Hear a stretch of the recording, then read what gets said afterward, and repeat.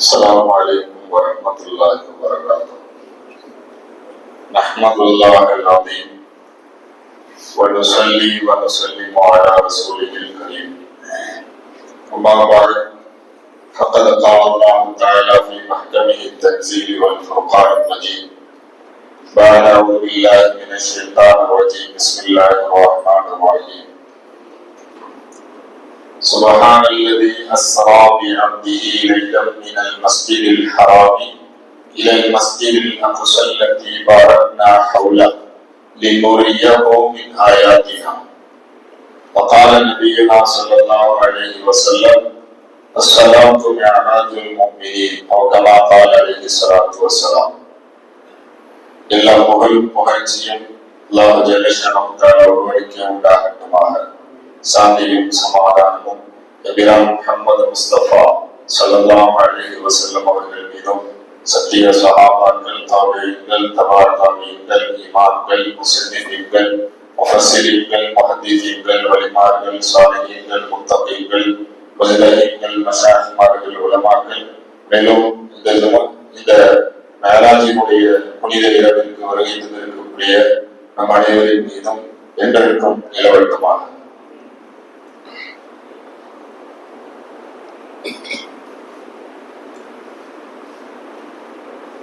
உலகில் வாழ்ந்த ஒரு மனிதன் வாழ்ந்த காலம் 63 ஆண்டுகள். இறைப்பணியை மேற்கொண்ட காலம் 23 ஆண்டுகள். 23 ஆண்டுகளில் எல்லோருடைய நாவிலும் உலகத்தில் உள்ள கோடான கோடி மக்களை என்ற பெயரை சொல்வதற்கு அரும்பாடு கொண்டவர்கள். உலகத்திலேயே அதிகம் வைக்கப்பட்ட பெயர் முஹம்மது என்ற புகழுக்கு சொந்தக்காரர் எம்பிரான் ஸல்லல்லாஹு அலைஹி வஸல்லம் அவர்கள் விண்வெளிக்கு சென்ற இந்த இரவு மிஅராஜினுடைய இரவாக சொல்லப்படுகிறது. பெருமானார் ஸல்லல்லாஹு அலைஹி வஸல்லம் அவர்கள் இந்த இரவில் அல்லாஹ்வை சந்தித்து தொழுகையை வாங்கி வந்தார்கள். இந்த இரவை மிஅராஜினுடைய இரவு என்று சொல்கிறார்கள். அரபியிலே மிஅராஜ் அப்படின்னு சொன்னா ஏணின்னு அர்த்தம். மிஅராஜ்னு சொன்னா ஏணின்னு அர்த்தம். பெருமானார் ஸல்லல்லாஹு அலைஹி வஸல்லம் அவர்கள் இங்கிருந்து மேல் உலகத்தை பார்த்து வந்ததால் அதற்கு மிஅராஜ் என்பதாக சொல்லப்படுவதை பார்க்க முடிகிறது. சரி, விஷயத்திற்கு வருவோம். பெருமானார் ஸல்லல்லாஹு அலைஹி வஸல்லம் அவர்கள் உம்மு ஹானி ரலியல்லாஹு அன்ஹா அவங்களுடைய மாமி வீட்டுல தூக்கிட்டு இருக்கிறாங்க. அந்த நேரத்துல 2 மலக்குமார்கள் மேலுள்ள முகடை பிச்சுட்டு உள்ள வந்து பெருமானார் ஸல்லல்லாஹு அலைஹி வஸல்லம் அவர்களை அழைத்துக் கொண்டு கஅபத்துல்லாஹ்வுக்கு வரார்கள். அங்கே பெருமானாரினுடைய இதயத்தை ஜம்சம் தண்ணீரால் கழுவப்படுகிறது. கழுவப்பட்டதற்கு பிறகு பெருமானார் ஸல்லல்லாஹு அலைஹி வஸல்லம் அவர்களை கஅபத்துல்லா மஸ்ஜிதுல் ஹராம் அந்த கஅபத்துல்லாஹ்ல இருந்து பெருமானாரை பைத்துல் முகத்தஸிற்கு அழைத்து செல்லப்படுகிறது. பைத்துல் முகத்தஸிற்கு புராக் என்னும் வாகனத்தால் அழைத்து செல்லப்படுகிறது. புராக் என்னும் வாகனம் என்பது கழுதையை விட பெரியது, கோவேறு கழுதையை குதிரையை விட கொஞ்சம் சிறியது. அந்த அளவிலான வடிவத்தை கொண்ட ஒரு பிராணி. அந்த பிராணியின் மூலமாக பெருமானாரை அழைத்து செல்லப்படுகிறது. பெருமானார் ஸல்லல்லாஹு அலைஹி வஸல்லம் அவர்கள் பைத்துல் முகத்தஸிற்கு செல்கிறார்கள். அங்கு உலகத்தில் வந்த எல்லா நபிமார்களும் ஒன்று கூடுகிறார்கள். எல்லா நபிமார்களுக்கும் தொழுகை வைக்கக்கூடிய இமாமாக எபிரான் ஸல்லல்லாஹு அலைஹி வஸல்லம் அவர்கள் நின்று தொழுகை வைத்தார்கள். எல்லா நபிமார்களையும் சந்தித்தார்கள். சந்தித்ததற்கு பிறகு முதல் வானத்திற்கு அழைத்து செல்லப்படுகிறது. முதல் வானத்திலே ஹஸரத் ஆதம் அலைஹிஸ்ஸலாத்து வஸலாம் அவர்கள் இருக்கிறார்கள். வஹபம் பிக, உங்களுக்கு நற்சோபனம் உண்டாகட்டும் என்று தன் மகனை வரவேற்கிறார்கள் ஹஸரத் ஆதம் அலைஹிஸ்ஸலாத்து வஸலாம். இப்படியாக பெருமானாரினுடைய வானுலக பயணம் தொடங்குகிறது. பெருமானார் ஸல்லல்லாஹு அலைஹி வஸல்லம் அவர்களை ஹஸரத் ஜிப்ரீல் அலைஹிஸ்ஸலாம் அவர்கள் கூட்டிக் கொண்டு முதல் வானத்தில் வந்து விட்டார்கள். முதல் வானம் முடித்ததற்கு பிறகு இரண்டாவது வானத்திற்கு அழைத்து செல்கிறார்கள். இரண்டாவது வானத்துல யார் இருந்தா? ஹஸரத் ஈசா அலைஹிஸ்ஸலாம் இருந்தாங்க, ஹஸரத் யஹ்யா அலைஹிஸ்ஸலாம் இருந்தாங்க. ரெண்டு பேரையும் சந்தித்தார்கள். மூன்றாவது வானத்திற்கு செல்கிறார்கள். ஹஸரத் யூசுப் அலைஹிஸ்ஸலாம் அவர்கள் இருந்தார்கள். அவர்களை சந்தித்தார்கள், சலாம் சொன்னார்கள். நான்காவது வானத்திற்கு செல்கிறார்கள். நான்காவது வானத்திலே ஹஸரத் இத்ரீஸ் அலைஹிஸ்ஸலாம் அவர்கள் இருக்கிறார்கள். அவர்களை சந்திக்கிறார்கள், அவர்களுக்கு சலாம் சொன்னார்கள். அடுத்த ஐந்தாவது வானத்திற்கு செல்கிறார்கள். ஹஸரத் ஹாரூன் அலைஹிஸ்ஸலாம் அவர்கள் இருக்கிறார்கள். அவர்களை சந்தித்து சலாம் சொல்கிறார்கள். ஆறாவது வானத்திற்கு செல்கிறார்கள். ஹஸரத் மூசா அலைஹிஸ்ஸலாத்து வஸலாம் அவர்கள் இருந்தார்கள். அவர்களை சந்தித்தார்கள். ஏழாவது வானத்திற்கு செல்கிறார்கள். ஹஸரத் இப்ராஹிம் அலைஹிஸ்ஸலாம் அவர்கள் இருந்தார்கள். அவர்களை சந்திக்கிறார்கள். முதல் வானத்தில் தொடங்கிய பயணம் 7 வானம் வரைக்கும் செல்கிறது. 7வது வானத்தில் பயணத்தை முடித்துவிட்டு சிதறத்துல் முன்தஹா என்னும் ஒரு இடத்திற்கு ஹஸரத் ஜிப்ரீல் அலைஹிஸ்ஸலாம் அவர்கள் எம்பிரானை அழைத்துக் கொண்டு செல்கிறார்கள். அதுக்கப்புறம் சொன்னாங்களா, இந்த இடத்துக்கு மேல நான் என்ட்ரி ஆக முடியாது, எனக்கு நோ என்ட்ரி. காரணம், நான் உள்ளே நுழைந்தால் கருகி போய்விடுவேன், இறைவனுடைய ஒளிப்பட்டால் என்னால் தாங்க முடியாது என்று ஹஸரத் ஜிப்ரீல் அலைஹிஸ்ஸலாம் அவர்கள் கூறுகிறார்கள். யார் அந்த ஜிப்ரீல்? 600 ரெக்கைகளை கொண்ட ஹஸரத் ஜிப்ரீல் அலைஹிஸ்ஸலாத்து வஸலாம் 600 ரெக்கைகளை கொண்ட ஒரு வானவர். கிட்டத்தட்ட அவருடைய 2 ரெக்கைகளை விரித்தால் கிழக்கும் மேற்கும் மூடி போய்விடும். அல்லாஹ் ஒரு பிரம்மாண்டமான படைப்பாக படைத்திருந்தார். அந்த ஜிப்ரீல் அலைஹிஸ்ஸலாத்து வஸலாம் அவர்கள் என்னால் இந்த இடத்தில் வர முடியாது என்று தடுத்து கொண்டு விட்டார்கள். அதற்கடுத்ததாக நபிகள் ஸல்லல்லாஹு அலைஹி வஸல்லம் அவர்கள் தன்னுடைய காலடியை அணிந்து கொண்டு செல்கிறார்கள் இறைவனை பார்ப்பதற்காக.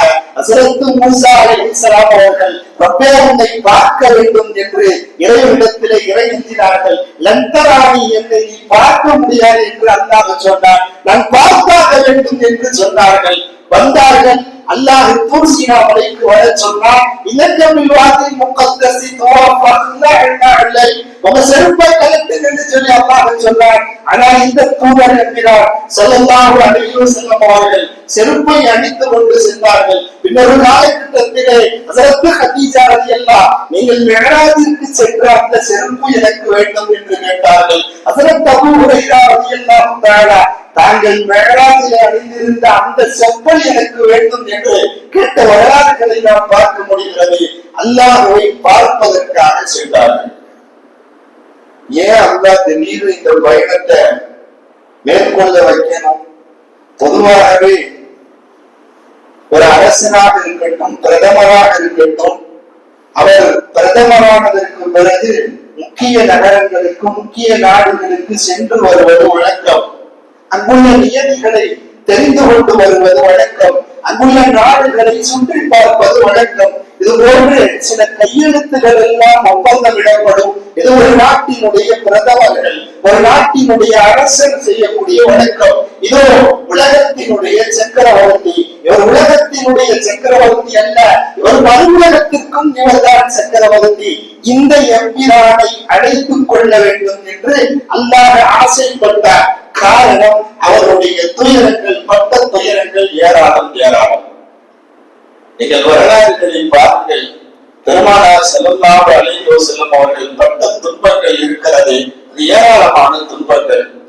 பெருமானாரினுடைய தாய்வு பயண வரலாறுகள் எல்லாம் கண்களை கண்ணீரால் குளமாக்கிவிடும். தாய்வு நகரத்திற்கு சென்றவர்களுக்கு தெரியும். அந்த மக்கமா நகரத்தில் இருந்து தாய்வு நகரத்திற்கு பஸ்ஸில் போவதற்கு கூட எவ்வளவு நேரங்கள் ஆகிறது. இதோடு நடந்து கொண்டு அல்லாஹ் என்பதை புரிய வைக்க வேண்டும் என்பதற்காக நடந்து சென்றார்கள். அங்கே சிறார்களால் கல்லடியால் அடிக்கப்பட்டார்கள். வைத்தியக்காரர் என்றெல்லாம் சொல்லப்பட்டார்கள். பெருமானாரை கல்வதற்காக வைத்திருந்த அந்த பாறை என்றளவு காட்சிப்படுத்தப்பட்டுக் கொண்டிருக்கிறது தாய்ப்பு நகரத்திலே. பெருமானாரினுடைய உதிரங்கள் எல்லாம் ரத்தங்கள் எல்லாம் சிந்திக் கொண்டிருக்கிறது. கடுமையான துன்பங்கள். இதோ அவர்களுக்கு ஆறுதலாக இருந்த மனைவி அன்னை ஹதீஜா வஃபாத்தாகிவிட்டார்கள். இதோ அவர்களுக்கு ஆறுதலாக இருந்த பெரிய தந்தை அபூ தாலிப் அவரும் வஃபாத்தாகிவிட்டார். பெருமானாரால் துயரத்தை தாங்கிக் கொள்ள முடியவில்லை. கடுமையான சிரமத்திலே இருந்து கொண்டிருக்கிறார்கள். தன் ஹபீபுக்கு ஆறுதல் கொடுக்க வேண்டும் என்று அல்லாஹ்வினுடைய ஆசை. அழைத்து சென்றார் பெருமானாரை. அழைத்து சென்று தன் இடத்திலே வைத்திருக்கிறார் பெருமானாரை. இந்த நேரத்துல அல்லாஹ் தஆலா எம்பிரானுக்கு கொடுத்த ஒரு முக்கியமான அம்சம் இந்த தொழுகை. இந்த தொழுகையை பெருமானாருக்கு கொடுத்தார். நீங்கள் பாருங்கள், அல்லாஹ் கடமையாக்கிய எத்தனையோ வணக்கங்கள், எத்தனையோ பருந்துகள் எல்லாம் கடமையாக்கிய அல்லாஹ் இந்த தொழுகையை மாத்திரம் தன்னிடத்தில் தன் ஹபீபை அழைத்து வைத்துக் கொண்டு இந்த தொழுகையை நேரடியாக கொடுக்கிறார். ஜக்காத்தை இறைவன் வழியின் மூலமாக சொல்கிறார். ஹஜ்ஜை இறைவன் வழியின் மூலமாக சொல்கிறார். சதக்காக்களை கொடுக்க வேண்டும் என்று அல்லாஹ் வழியின் மூலமாக சொன்ன அல்லாஹ் ஏனைய வழிபாடுகளை வழியின் மூலம் ஒரு தூதரின் மூலம் அனுப்பிய அல்லாஹ் இந்த தொழுகையை தன்னை ஹபீபை அழைத்து நேரடியாக கொடுக்க வேண்டும் என்று அல்லாஹ் நாடி இருந்தார். அந்த அளவிற்கு முக்கியமான அம்சமாக இந்த தொழுகை பார்க்க முடிகிறது. நோன்பு கூட அல்லாஹ் வழியின் மூலமாக அறிவித்தார். ஜக்காத்தை வழியின் மூலமாக அறிவித்தார். ஹஜ்ஜை அல்லாஹ் வழியின் மூலமாக அறிவித்தார். இந்த தொழுகையை நேரடியாக கொடுத்தார் என்பதை நாம் ஒவ்வொருவரும் சிந்தித்து பார்க்க வேண்டும். அல்லாஹ் நேரடியாக பெருமானாருக்கு அந்த தொழுகையை கொடுக்கிறார். நீங்கள் மற்ற வணக்கங்களை எல்லாம் பார்க்கலாம். காசு இல்லைன்னா ஜக்காத்து கடமை இல்லை. பொருள், பணம், உடம்பு நல்ல நிலை இல்லைன்னா ஜக்காத்து கடமை, ஹஜ்ஜு கடமை இல்லை. உடம்பு முடியல, நோம்பு கடமை இல்லை, கஃபாரா கொடுத்தா போதும். ஆனால் இந்த தொழுகை மாத்திரம் படுத்த படுக்கையாக இருந்தாலும் இருந்த நிலையிலும் கூட சுயநினைவு இருக்கும் வரைக்கும் படுத்தாவது தொழுக வேண்டும் என்று அல்லாஹ் ஒரு கடமையை ஆக்கி இருக்கிறார் என்று சொன்னால் இந்த தொழுகை என்பதை கண்டிப்பாக நாம் சிந்தித்து பார்க்க வேண்டும். அந்த நேரத்திலும் கூட இந்த உம்மத்தினுடைய கவலைத்தான் பெருமானாருக்கு நினைத்திருந்ததை அல்லாஹ் கேட்கிறார். என்கிறாரே, எனக்காக என்ன கொண்டு வந்தீர்கள் என்று கேட்ட போது பெருமானார் ஸல்லல்லாஹு அலைஹி வஸல்லம் அவர்கள் அத்தஹிய்யாத்து லில்லாஹி ரப்பே, காணிக்கை முழுவதும் உனக்குத்தான் ரப்பே என்று அல்லாஹ்விடத்திலே சொல்கிறார்கள் பிரான் ஸல்லல்லாஹு அலைஹி வஸல்லம். உடனே அல்லாஹ் சொன்னான், வஸ்ஸலவாத்து வத்தய்யிபாத்து அய்யுஹன் நபிய்யு வரஹ்மத்துல்லாஹி வபரகாத்துஹு, ஸலாத்தும் ஸலாமும் உங்கள் மீது உண்டாகட்டும் என்று சொன்னான் அல்லாஹ். உடனே பெருமானாரினுடைய மனப்பான்மையை பாருங்கள். அஸ்ஸலாமு வஸ்ஸலாத்து அஸ்ஸலாத்து வஸ்ஸலாமு அய்யுஹன் நபிய்யு வரஹ்மத்துல்லாஹி சொன்ன உடனே பெருமானார் சொன்னார்கள், அஸ்ஸலாமு அலைனா வ அலா இபாதில்லாஹி ஸாலிஹீன். இந்த சலாம் எனக்கு மட்டும் வேண்டாம், என் உம்மத்திலே உள்ள நல்லோர்களுக்கும் வேண்டும் யா அல்லாஹ் என்று அந்த அல்லாஹ்வை பார்த்த, அல்லாஹ்வை தரிசித்த அந்த நேரத்திலும் கூட எம்பிரானின் சிந்தனை இந்த உம்மத்தின் மீதுதான் இருந்தது. சலாம் என்னும் வார்த்தை சாதாரண வார்த்தை அல்ல, சாதாரண வார்த்தை கிடையாது என்பதை நாம் புரிந்து வைத்துக் கொள்ள வேண்டும். நீங்கள் திருமறையை புரட்டி பாருங்கள். சலாமுன் அலா இப்ராஹிம், சலாமுன் அலா மூசா வ ஹாரூன், சலாமுன் அலா நூஹ், சலாமுன் அலா இல்யாசி என்று நிறைய நபிமார்களை இறைவன் சலாம் என்ற வார்த்தையை இணைத்து சொல்வதை நாம் பார்க்க முடிகிறது. இப்ராஹிம் அலைஹிஸ்ஸலாம் அவர்களின் மீது சலாம் உண்டாகட்டும், ஹஜ்ரத் மூசா அலைஹிஸ்ஸலாம் அவர்கள் மீது சலாம் உண்டாகட்டும், நூஹ் அலைஹிஸ்ஸலாம் அவர்கள் மீது சலாம் உண்டாகட்டும் என்று அல்லாஹ் நிறைய நபிமார்களின் மீது சலாம் என்ற வார்த்தையை கூறுவதை பார்க்க முடிகிறது. இந்த வார்த்தை எளிதில் கிடைத்த வார்த்தை அல்ல. அந்த நபிமார்கள் பல தியாகங்கள் செய்ததற்கு பிறகு, பல புரட்சிகள் செய்ததற்கு பிறகு, தன்னை அர்ப்பணித்த நிலையை தாண்டியதற்கு பிறகுதான் இறைவனுடைய சாந்தி என்ற வார்த்தை இணைக்கப்படுவதை பார்க்க முடிகிறது. பெருமானார் பட்ட துன்பங்களுக்கு பிறகுதான் சலாம் என்னும் வார்த்தை கிடைக்கிறது. ஆனால் இந்த உம்மத்திற்காக பெருமானார் ஸல்லல்லாஹு அலைஹி வஸல்லம் அவர்கள் அந்த நபிமார்களுக்கு கொடுத்த அந்த சலாம், ரப்பே என் உம்மத்திற்கு கொடுக்க வேண்டும் என்று வாங்கி கொடுத்தவர்கள் நபிகள் ஸல்லல்லாஹு அலைஹி வஸல்லம் அவர்கள். உலகத்துல சலாம் கிடைச்சிருச்சுன்னா எல்லாமே கிடைச்சிருச்சு. சலாம்ங்கிற நிம்மதி, சலாம்ங்கிற சாந்தி உலகத்திலே ஒரு முக்கியமான அம்சமாக பார்க்க முடிகிறது. அன்சாரி ரலியல்லாஹு தஆலா அவங்க மிகப்பெரிய வியாபாரியா இருந்தாங்க, தக்வாவான இறையச்சம் உள்ள மனிதராக இருந்தார்கள். ஒரு தடவை ஒரு இடத்துக்கு போய்கிட்டு இருக்கிறாங்க. அந்த நேரத்துல ஒரு வழிப்பறி கொள்ளையன் வந்து அவர்களினுடைய வச்சிருந்த பணம் நகை எல்லாத்தையும் கொள்ளையடித்து விட்டு அவர்களை கொல்வதற்காக வேண்டி முற்படுகிறார். உடனே அவங்க என் பொருளை தான் எடுத்துக்கிட்ட, என்னை உற்ற வேண்டியதானே, நான் என்ன பாவம் செஞ்சேன், என்னை உன்றலாமேன்னு சொல்லி கேட்டாங்க. இல்ல இல்ல, என்னுடைய பழக்கம் என்னன்னு சொன்னா கொள்ளை அடிச்சுட்டு ஆளை போட்டு தெளிவோம், இது என்னுடைய பழக்கம்னு சொன்னான்.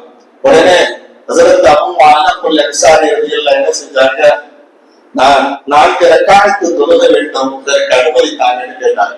உடனே கொலைகார சொன்னானா, இஸ்லாமா வணக்க இன்னி காத்திருக்கு, என்னோட செஞ்சுக்கோ, உன்னை நான் கொள்வது நிச்சயம், 4 ரக்காஅத்து தொழுதுக்கோன்னு சொல்லி விட்டுட்டான். பதர்னி முஸல்லி 4 ரக்காஅத், நான் 4 ரக்காஅத்துகள் தொழ வேண்டும், அல்லாஹ்விடத்திலே இறையேற்ற வேண்டும், என்ன நடக்குதோ நடக்கட்டும், இந்த இடத்துல யாரும் வரப்போறது கிடையாது, உன்னை காப்பாற்ற முடியாது, என்ன வேணா செஞ்சுக்கோன்னு சொல்லிட்டாங்க.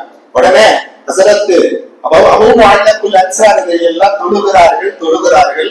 4 ரக்காத்துகள் தொழுது விட்டு அல்லாஹ்விடத்திலே இந்த துஆவை ஓதினார்களா, யாவல் அரிசி மஜீதுன்னு சொன்ன உடனே அரிசி கடுக்க ஆரம்பித்து விட்டது.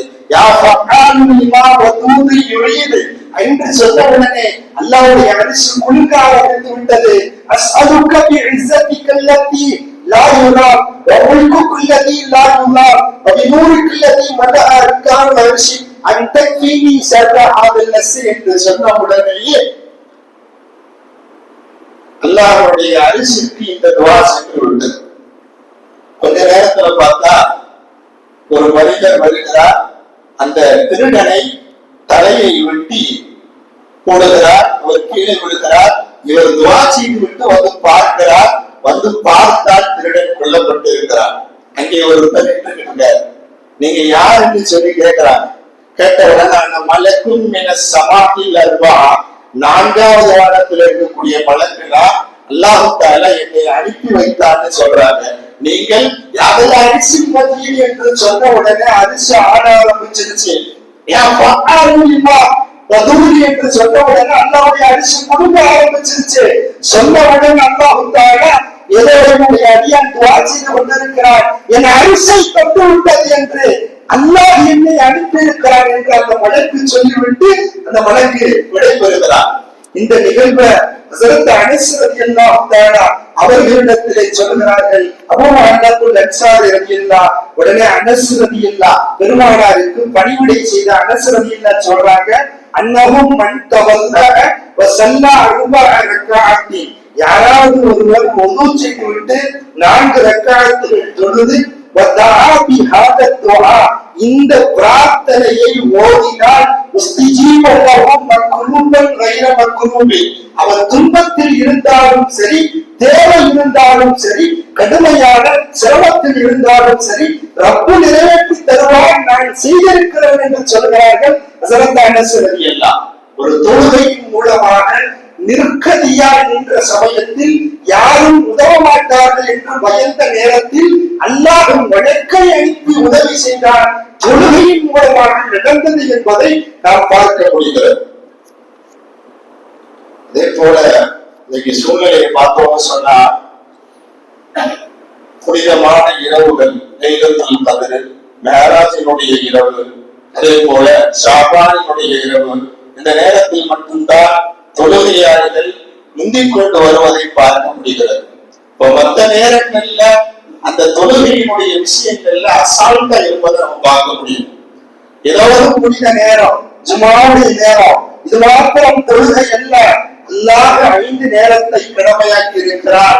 புனித இரவிலும் வணக்கம் செய்ய வேண்டும், மற்ற காலங்களிலும் தொழுகையை சரியான முறையில் நிலைநிறுத்த வேண்டும் என்பதை நாம் கண்டிப்பாக புரிந்து கொள்ள வேண்டும். கையுள்ள அம்மாளி அதுவமாவின் கல்ல திடீர்னு என்னைக்காவது 20 ரக்காத்து நபில் தொழுது போறது முடியல. செய்யக்கூடிய அமல்களை நிரந்தரமாக செய்ய வேண்டும் என்பதை கண்டிப்பாக நாம் தெரிந்து கொள்ள வேண்டும். நான் எப்போதும் சொல்வதுண்டு, வார முசல்லிகளும் வருட முசல்லிகளும், வாரத்திற்கு ஒரு தடவை தொழக்கூடியவர்களும் வருடத்திற்கு 2 முறையில இன்னைக்கு பக்ரீது கூட கட் பண்ணிட்டார். இன்னைக்கு ஈதோடு நிப்பாட்டிக் கொள்ளக்கூடிய சூழ்நிலைகளையும் கூட பார்க்க முடிகிறது. தொழுகவே வரதில்லை, தொழுக வராம ஆடு அறுத்து கறி சாப்பிட்டா போதுங்கிற ஒரு நிலைமையில் இந்த உணர்ந்து தள்ளப்பட்டு இருக்கிறது என்பதுதான் நிதர்சனமான உண்மை. ஒரு சமயம் ஈது பெருநாள்ல என்ன செஞ்சாங்களா, வருட முசல்லிகள் தான் முதல் சப்பு அடிப்பாங்க. வருஷத்துக்கு ஒரு தடவை இந்த டெய்லி தொலைவரங்களுக்கு கூட இடம் கிடைக்காது. அன்னைக்கு அவங்களாம் பின்னாடிதான் உட்காரணும். இந்த வருஷத்துக்கு வரவங்களுக்கு பார்த்தோம்னா முன்சப்புல இடம் இருக்கும். அந்த மாதிரி ஒரு ஈதுல பார்த்தோம்னா வருஷத்துக்கு வரவங்க எல்லாம் முன்னாடி வந்துட்டாரு, டெய்லி வரவங்க பின்னாடி போயிட்டாரு, எத்தி போயிட்டாரு. ஸ்கூல் ரூம்லாம் நிறைவேறிச்சு. இமாம் என்ன செஞ்சாரு, சப்பா சரி சொல்லுவாங்கன்னு சொல்லிட்டு 6 தக்பீர்னு சொல்லிட்டு இமாம் நின்றுட்டாரு. நின்னதற்கு பிறகு என்ன செஞ்சுட்டாரு, தக்பீர் கட்டிட்டாரு, அல்லாஹ் அக்பர் சொல்ல போறாரு. அந்த நேரத்துல ஹவுஸுக்கு பின்னாடி ஒரு மனிதர் நின்று கொண்டிருந்தார். ஒரு எண்ணை தொலைவிடக்கூடியவர். கொஞ்சம் இடம் நெருக்கடியா இருக்கவும் நம்ம என்ன செய்வோம், கொஞ்சம் தள்ள சொல்லிட்டு முதுகுல கை வைப்போம். அந்த மாதிரி அவர் என்ன செஞ்சுட்டாரு, முதுகுல கை வச்சுட்டாரு. கச்ச வச்ச உடனே அங்க பக்கத்துல நின்றவர் வருடமும் சொல்லி அவர் என்ன விளக்கிட்டாரு, இப்பதான் நம்ம வரோம், இப்ப ஏதோ வரோம், இந்த மாதிரி சட்டம்லாம் இருக்கும் போல நம்மளுக்கு தெரியல அப்படின்னு சொல்லிட்டு அவர் என்ன செஞ்சாரு, முன்னாடி இருக்கிறவருடைய முதுகுல ஒரு தட்டு தட்டிட்டாரு. அவரும் என்ன செஞ்சுட்டாரு, விளங்காம சரி முதுகுல தட்டமும் போல அன்னைக்கு இது நம்ம இப்போ வளர்ந்தனால தெரியாம போயிருச்சா. ஏன்னா இப்ப திடீர்னு சட்டங்கள் எல்லாம் மாற்றப்படுகிறது. தொப்பி போடலாமா போடக்கூடாதா, தக்பீர் நெஞ்சில கட்டலாமா இல்ல வயிற்றுல கட்டலாமா இல்ல வேற இடது பக்கத்தை கட்டலாமான்னு சொல்லி சட்டங்கள் மாற்றப்படுவதை நாம் பார்க்க முடிகிறது. அவர் என்ன வழங்கிட்டாரு, சரி முன்னாடி உள்ள ஒரு கட்டணம் போலன்னு சொல்லிட்டு தட்டி தட்டி கடைசியில மோதினாரை தட்ட ஆரம்பித்து விட்டார். மோதினார் யோசித்து கொண்டு இருக்கிறார், நான் ஃபேன் எல்லாம் போட்டுதான் வச்சிருக்கிறோம், லைட் எல்லாம் போட்டுதான் வச்சிருக்கிறோம், தண்ணி எல்லாம் வந்துதான் செய்யுது, எதுக்கு தட்டுறாங்கன்னு தெரியலையேன்னு சொல்லிட்டு இமாமை ஒரு தட்டு தட்டி விட்டார். இமாம் அவர்கள் 6 தக்பீர்களுக்கு பதிலாக 7 தக்பீர்கள் வெட்டி அன்று ஈதே பாரா போன நிகழ்வுகள் எல்லாம் நடந்திருப்பதை நாம் பார்க்க முடிகிறது. சமூகம் அப்படித்தான் சித்தரிக்கப்பட்டிருக்கிறது. வருஷத்துக்கு ஒரு தொழுதா போவோம், சும்மா தொழுதா போகும், தொழவில்லை, சும்மா தொழுது நடக்கிறது, சும்மா நம்ம கரெக்டா போயிடுவேன், இந்த பள்ளிக்குதான் வரேன், இந்த பள்ளிக்குதான் வரேன், கரெக்டா வந்துருவேன் அப்படின்னு சொல்லக்கூடிய ஒரு நிலையை நாம் பார்க்க முடிகிறது. அல்லாஹ் நாம் அனைவரையும் அல்லாஹ் கடைசி வரைக்கும் மௌத்து வரைக்கும் நிரந்தர முசல்லிகளாக, ஒருவத்தையும் கூட விடாத கதாவாக்கான முசல்லிகளாக அல்லாஹ் நம் அனைவரையும் ஆக்கி தருவாராக. இந்த மெஹராஜினுடைய இரவிலே பெருமானார் ஸல்லல்லாஹு அலைஹி வஸல்லம் அவர்கள் நிறைய படிப்பினைகளை, நிறைய அற்புதங்களை பார்த்தார்கள். அதுல ஒண்ணு, பெருமானார் ஸல்லல்லாஹு அலைஹி வஸல்லம் மெஹராஜுக்கு விண்வெளிக்கு போனதற்கு பிறகு நரகத்தை அல்லாஹ் பெருமானாருக்கு காட்டுகிறார். நரகத்துல சிலருடைய தலைகள் பாறாங்களால் நசுக்கப்படுகிறது. பெருமானார் கேட்கிறார்கள், இவங்க யார் ஜிப்ரீலே, ஏன் இவர்கள் தலை நசுக்கப்படுகிறது என்று கேட்ட போது பெருமானார் ஹஸரத் ஜிப்ரீல் அலைஹிஸ்ஸலாம் அவர்கள் சொன்னார்களாம், இந்த மனிதர் யார் தெரியுமா, குர்ஆனை ஓதினார் மறந்து விட்டார், குர்ஆனை ஓதி விட்டு மறந்து விட்டார், மறந்து ஓதாமல் போய்விட்டார், கடமையான தொழுகையை இவர் தொடவில்லை, அதனால் இவருக்கு இவ்வளவு பெரிய தண்டனை கொடுக்கப்படுகிறது என்று சொன்னார்கள். சிலருடைய தடைகள் கற்களால் போட்டு குத்தப்படுகிறது. இவர்கள் யார் ஜிப்ரீல்,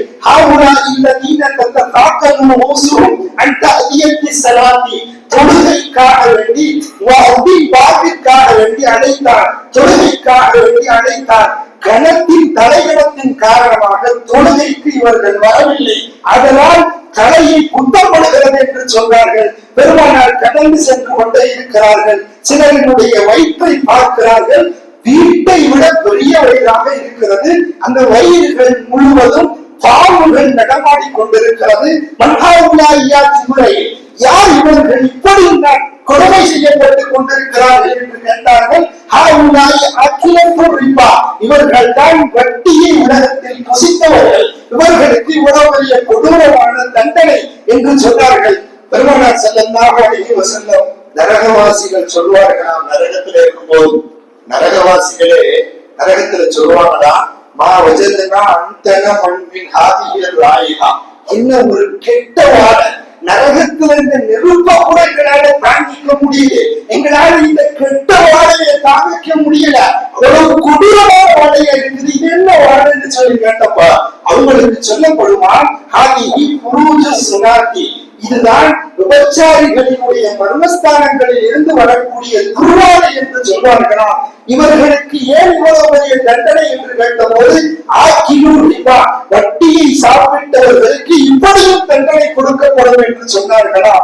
இன்னும் சில பேரை பார்த்தார்களாம், மன்ஹாவுலாய்யா ஜிப்ரீல், இவர்கள் யார் ஜிப்ரீல் என்று கேட்டபோது, ஹாவுலாயில்லதீன யஅகுலூன லுஹூமன் நாஸி வ யகஊன ஃபீ அராதிஹிம், மனிதர்களுடைய மாமிசங்களை புசித்தார்கள், மக்களை எப்ப பார்த்தாலும் அவமானப்படுத்திக்கிட்டே இருந்தாங்க, அதனால முகங்களை பிராண்டக்கூடிய செம்பு கம்பிகளால் நகங்களை வைத்து பிராண்டக்கூடிய தண்டனையை அல்லாஹ் கொடுத்தார் என்று சொன்னார்கள் பெருமானார் ஸல்லல்லாஹு அலைஹி வஸல்லம். சிலருடைய விழா எலும்புகள் அறுக்கப்பட்டு அந்த கரியை எடுத்து அவங்களுக்கே சாப்பிட கொடுக்கப்படும். மன்ஹாவுலாய்யா ஜிப்ரீல், இவங்க யார் ஜிப்ரீல்னு கேட்டப்போ, உங்கள் ஹம்மாஸ் நபி உம்மத்திக்க, உங்க உம்மத்துல எப்போ பார்த்தாலும் அடுத்தவனை ஒருத்தர சிந்தனவா, அடுத்தவர்களை புறம் பேசி தெரிந்தவர்கள், இவர்களுக்கு இவ்வளவு பெரிய தண்டனை.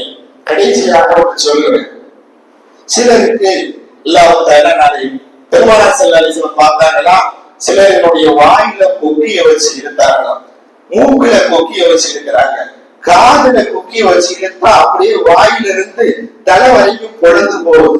இந்த மாதிரி கொடூரமான தண்டனை கொடுக்கப்படுது. இவங்க மன்ஹாவுலாய்யா ஜிப்ரீல், இவங்க யார் இவ்வளவு கொடூரமாக தண்டிக்கப்படுகிறார்கள் என்று சொன்ன போது, இவர் யார் தெரியுமா, வீட்டுல இருந்து வெளியே வருவார், இன்னைக்கு ஏதாவது நியூஸ் கிடைக்குதா அப்படிங்கிற எண்ணத்திலேயே வருவார். இவருடைய வேலையே என்னன்னு சொன்னா, ஊர் ஃபுல்லா உலகம் ஃபுல்லா இந்த பொய்யை பரப்புறது மட்டும்தான் இவருடைய முழு நேர வேலை. அவர் நினைப்பாரு, நம்ம சாதனம் பண்ணிட்டோம்னு சொல்லிட்டு நாளை வறுமை நாள்ல கடுமையாக அந்த கொக்கியை வைத்து தலையெல்லாம் இழுக்கப்படும் என்பதை தெரிந்து கொள்ள வேண்டும். இன்று உலகத்தில் மதுவை சர்வசாதாரணமான மதுதான ஹராமு, அந்த கூலிப்பு போட்டுக்கலாம், பான்புராக்கு போட்டுக்கலாம், போதை தரக்கூடிய ஊசிகளை இன்ஜெக்ஷன் போட்டுக்கலாம்னு சொல்லிட்டு இன்னைக்கு சமூகம் ரொம்ப சீர்கெட்ட சமூகமாக இன்று போதைக்காக வேண்டி கடுமையான அடிமைத்தனமான வாலிபர்களை இன்று பார்க்க முடிகிறது. பெருமானார் சொன்னார்கள், நாளை மறுமை நாளிலே சில பேருக்கு இப்படி தண்டனை கொடுக்கப்படும். விபச்சாரிகளினுடைய மர்ம உறுப்பில் இருந்து வரக்கூடிய சீர்சடங்களை சிலருக்கு குடிக்க கொடுக்கப்படும். மன்ஹாவுலாய்யா ஜிப்ரீல் என்று பெருமானார் மெஹராஜினுடைய இரவுல கேட்டாங்க. இவங்க யாருன்னு கேட்டாங்க. ஹஸரத் ஜிப்ரீல் அலைஹிஸ்ஸலாம் அவர்கள் சொன்னார்கள், ஹாவுலாயி ஷாரிபுல் ஹம்ரல் முஹர்ரமன் ஃபி துன்யா, உலகத்தில் ஹராமாக்கப்பட்ட மதுபானங்களை குடித்த நபர்கள் தான் இவர்கள். விபச்சாரிகளினுடைய மர்ம உறுப்பிலிருந்து வரக்கூடிய இந்த சீர்சடங்களை சாப்பிடக்கூடிய தண்டனையை அல்லாஹ் கொடுத்து விட்டார் என்று சொன்னார்கள் ஹஸரத் ஜிப்ரீல் அலைஹிஸ்ஸலாத்து வஸலாம். இப்போ மறுமையில நம்ம என்ன செஞ்சாலும் சரி, மமையாமல் மிஸ்காலதன் செய்யறா, நல்லது செஞ்சாலும் ஒரு அணுவாக இருந்தாலும் அல்லாஹ் கூலியை கொடுப்பார். மமையாமல் மிஸ்காலதன் சர்ரையரா, ஒரு அணு அளவு தீமை செய்தாலும் அதற்குரிய கூலியை கொடுப்பான் என்பதை கண்டிப்பாக நாம் புரிந்து கொள்ள வேண்டும். இந்த இரவுல பெருசா பயான் பேசுறதும் பயான் கேட்கிறதும் பெரிய விஷயம் அல்ல. இந்த ஒரு இரவில் இருந்து என்னுடைய தொழுகையினுடைய நிலைப்பாட்டை நான் சரியாக ஆக்கிக் கொண்டேன், இனி நான் சரியாக ஆக்கிக் கொள்வேன் என்ற ஒரு நியத்து நம்முடைய வர வேண்டும். நான் சரியான முறையில் ஒரு ஒத்துக்கூட கதாவாக நிலையில் நான் தொழுவேன் என்ற ஒரு உறுதி மனப்பான்மையை நம்முடைய உள்ளத்திலே வகுத்துக் கொள்ள வேண்டும். எம்பிரானினுடைய கடைசி ஒவ்வாத்தினுடைய நேரம். அந்த நிலையிலும் கூட பெருமானாருக்கு கடுமையான காய்ச்சல் அளிக்கிறது. அந்த நிலையிலும் கூட பெருமானார் உணவு செய்துவிட்டு பள்ளிக்கு புறப்படுகிறார்கள். எழுந்திருக்க முடியவில்லை, எழுந்து உட்கார முடியாத சூழ்நிலை. இரண்டு சகாபாக்களினுடைய தோல் புஜங்களிலே தங்களுடைய கரங்களை இட்டுக் கொண்டு பெருமானாரினுடைய கால்கள் அந்த தலங்களிலே கோடு போட்ட வண்ணம் சாய்ந்து கொண்டே பெருமானாரினுடைய இரண்டு கால்களும் மண்ணிலே கோடு போட்டுக் கொண்டே சென்றது. அந்த நிலையிலே தொழுகையை அவர்கள் நிறைவேற்றினார்கள் என்ற செய்திகளை எல்லாம் நாம் பார்க்க முடிகிறது. கணேசத்திற்குரியவர்களே, நாம் இந்த இரவில் இருந்தாவது இனி என்னுடைய வாழ்க்கையில் கவா இருக்காது, நான் சரியான முறையில் தொழுது கொண்டேன் என்ற ஒரு நியத்தை நாம் வைத்துக் கொள்ள வேண்டும். தொழுதால் தான் பரக்கத்து என்பதையும் நாம் உணர்ந்து கொள்ள வேண்டும். நீங்க 1 லட்சம் சம்பாதிக்கலாம், 2 லட்சம் சம்பாதிக்கலாம், பரக்கத்து வேணும். வாழ்க்கையில பரக்கத்து இல்லைன்னு சொன்னா ஒண்ணுமே செய்ய முடியாது. 2000, 3000, 10,000 சம்பாதிக்கிறவர்களும் வாழத்தான் செய்யறாங்க. அவர்களுடைய வாழ்வாதாரங்கள் எல்லாம் பூர்த்தி செய்யப்பட்டுதான் இருந்து கொண்டிருக்கிறது. 10,000, 60,000 சம்பளம், 70,000 சம்பளம், எந்த பரக்கத்தை இல்லை. காரணம் உங்களுடைய தொழுகை நிலை சரியில்லை. நீங்கள் சரியான முறையிலே அந்த தொழுகையை நிறைவேற்றும் போது உங்களுடைய வாழ்வியலிலே பரக்கத்து ஏற்படும் என்பதில் எந்தவித சந்தேகம் கிடையாது. பரக்கத்துனா என்னன்னு தெரியல, குறைந்ததாக இருந்தாலும் அல்லாஹ் நிறைய ஆக்கி வைப்பான். அதனாலதான் இப்ராஹிம் இதோட நிறைவு செய்கிறேன். இப்ராஹிம் தகப்பதியில்லாட்ட ஒருத்தர் கேட்டாரா பரக்கத்துனா என்னன்னு கேட்டாரா. அவங்க சொன்னாங்களா, அரஐத்தல் கிலாப வல் அக்னாம, உலகத்துல நாயையும் ஆட்டையும் பார்த்திருக்கிறியான்னு கேட்டாங்களாம். நான் பார்த்திருக்கிறேன்னு சொன்னாங்களாம். ஐயோமா தஞ்சுவா தரும், ஆடு நிறைய குட்டி போடுதா நாய் நிறைய குட்டி போடுதான்னு சொல்லி கேட்டாங்களாம். உடனே அந்த மனிதர் சொன்னாரா, அம்மல்லாவுக்கு தஞ்சுவோ சலாத்தா, ஆடு அதிகபட்சம் 3 குட்டி தான் போடும். அம்மல் கிலாவும் தஞ்சமும் இல்லா சபா, ஆனால் நாய் ஒரே நேரத்துல 7 குட்டியை போடும். உலகத்துல எது அதிகமா இருக்குன்னு கேட்டாங்களாம். கேட்டப்ப சொன்னாங்களா, அம்மல் அது நாம அத்தரும், ஆடுதான் உலகத்துல நிறைந்திருக்கிறது. அம்மல் கிலாவும் கலீலும், நாய் ரொம்ப கம்மியா தான் இருக்குதுன்னு சொன்னாங்களா. அலைசா தீயல்லத்தி ததுஹபுல் லைஃபி வல் அலாஹா, விருந்தாளிக்காக வேண்டிய ஆடு இருக்கும் பொழுது, ஒதுகியா குர்பானிக்காக ஆடு இருக்கும் பொழுது, அக்கீக்காவுக்காண்டி ஆடு இருக்கும் பொழுது, சதக்காவுக்காண்டி ஆடு இருக்கும் பொழுது, உலகத்தில் எந்த இடத்தில் பார்த்தாலும் ஆடு அறுக்கப்பட்டு கொண்டே இருக்கிறது. நாய் அறுக்கப்படுவதில்லை. இருந்தாலும் ஆடு வந்து கொண்டுதான் இருக்கிறது, நாய் குறைந்து கொண்டுதான் இருக்கிறது. ஆட்டுக்குன்னு தான் மந்தை அதிகமாக உலகம் முழுவதும் இருக்கிறது, நாய்க்கு என்று மந்தைகள் கிடையாது என்று சொன்ன போது அவர் அடுத்து ஒரு கொஸ்டின், மெயினான கொஸ்டின் கேட்டார். கரெக்டான கொஸ்டின் தான். ஏன் ஆட்டுக்கு ஒரு மாதிரி நாய்க்கு ஒரு மாதிரி கேட்டாராம். ஆட்டுக்கு மட்டும் பறக்கத்து, நாய்க்கு ஏன் பறக்கத்து இல்லை? இதுதான் மெயினான விஷயம். அவங்க அழகா சொன்னாங்களா, அம்மல்லாக நாமும் தற்கூதோ அப்பல்லை, ஆடு இரவினுடைய ஆரம்பத்திலேயே தூங்கிடும். கபலில் பஜிரி, தஹஜ்ஜத் நேரத்தில் ஆடு எந்திரிச்சிடும். ஆனால் அம்மல் கிலாவும் தனாமும் பழதல் பஜிரி, ஆனால் இந்த நாய் தஹஜ்ஜத் நேரத்துலதான் உலகும். அது வரைக்கும் என்ன செஞ்சுக்கிட்டே இருக்கணும், முடிச்சுக்கிட்டே இருக்கணும். கரெக்டா அந்த பரட்டு அந்த நேரத்துலதான் நாய் என்ன செய்யும், தூங்க ஆரம்பிச்சிடும் அப்படின்னு சொன்னாங்களாம். அதனால அம்மல் அதுனாமும் துதிரிக்கும் வதங்கள் பரக்கா, பரக்கத்தான அந்த நேரத்தை இந்த ஆடு அடைஞ்சுக்குது. ஆனால் நாய்க்கு அந்த பரக்கத்தான நேரம் கிடைப்பதில்லை. அதனால்தான் அல்லாஹ் ஆட்டிற்கு பரக்கத்து செய்திருக்கிறார், நாய்க்கு பரக்கத்து செய்யவில்லை என்று அழகாக சொன்னார்களாம். நம்முடைய வாழ்க்கையில பரக்கத்து வரணும்னு சொன்னா முதல் வேலை நம்ம ஃபஜ்ர் தொழுகையை சரியான முறையில நிறைவேற்றணும். காலையில் எழுந்து பழக வேண்டும். அல்லாஹ் நிறைய பரக்கத்துகளை வைத்திருக்கிறார் என்பதை நாம் தெரிந்து கொள்ள வேண்டும். இந்த புனிதமான இரவிலே பெருமானார் ஸல்லல்லாஹு அலைஹி வஸல்லம் அவர்களை இந்த ரஜப் 27 அல்லாஹ் தன்னளவிலே அழைத்துக் கொண்டு கடமையாக்கிய இந்த தொழுகை கடமையாக்கப்பட்ட இந்த இரவிலே நம் அனைவரும் உறுதியை கொள்ள வேண்டும். ரப்பே, நான் கடைசி நேரம் வரைக்கும் நான் தொழுகையை கலாவாகாமல் தொழக்கூடிய பாக்கியத்தை எனக்கு நசீபாக்கு என்பதாக அல்லாஹ்விடத்திலே இறையேற்ற வேண்டும். நம்முடைய உள்ளத்திலும் உறுதி வேண்டும். தொழுகையை சரியான முறையில் நிறைவேற்றக்கூடிய நல்லடியார்களாக அல்லாஹ் நம் அனைவரையும் நசீபாக்குவாராக. இறுதி மூச்சு வரைக்கும் கவா இல்லாத முசல்லிகளாக அல்லாஹ் நம் அனைவரையும் ஆக்கியருள் புரிவானாக என்று துஆ செய்தவனாக எனது உரையை நிறைவு செய்கிறேன். வாஹிர் தஅவானா அனில் ஹம்துலில்லாஹி ரப்பில் ஆலமீன்.